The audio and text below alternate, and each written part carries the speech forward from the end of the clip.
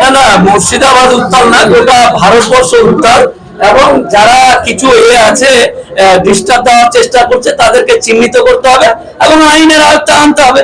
অনেকে এই ফেক টুপি পরে বা গ্রাম থেকে পয়সার লোভে কোনো মানুষকে ধরে এনে রেলিয়ে দিয়ে মিটিং এবং সভাগুলোকে ডিস্টার্ব করার চেষ্টা করছে, তাদেরকে চিহ্নিত করতে হবে আইনের মাধ্যমে। সরকার কি করাচ্ছে বলে মনে হয়?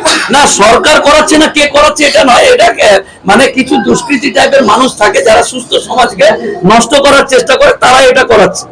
এই তোমার আন্দোলনের মধ্য দিয়ে কি ওয়াকফ বিল প্রত্যাহার করা সম্ভব? একদম সম্ভব। এমন কোন আন্দোলন হয়েছে আর তার রেজাল্ট ভালো হয়নি এরকম কোন আন্দোলন নয়। ইংরেজের মতো যারা খুঁটি গেড়ে বসেছিল ভারতে, তারাকে উপরে ফেলে দিয়েছে। তো এই আন্দোলনে আইন পুনরায় বিবেচনা করবে না কেন? হতেই পারে। এই আন্দোলন কতদিন চলবে? দীর্ঘদিন। দেহে রক্ত থাকাকালীন প্রত্যেকটা মুসলমানের এটা দায়িত্ব যে তারা এই আন্দোলন চালিয়ে। আমরা প্রতিবারই দেখেছি কোনো কিছু ঘটনা ঘটলে সেই আন্দোলন খুব কঠোর 1 থেকে 2 মাস না, এই আন্দোলন যতক্ষণ না এই আইন পাস হবে তখন আরো তীব্রতর হবে।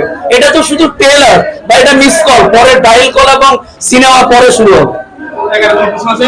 আগামী 26 তারিখ যে আয়োজিত সভা আয়োজন করা হচ্ছে সেই বিষয়ে প্রত্যেকটা রাজ্যের প্রত্যেকটা মুসলিম সমাজের কাছে আমার আবেদন, কলকাতায় ব্রিগেডের যে সমাবেশে ডাক দেওয়া হয়েছে, প্রত্যেকেই নিজের কাজ বাদ দিয়ে আত্মীয় স্বজন সকলকে নিয়ে যেন সেই অনুষ্ঠানে হাজির হয়।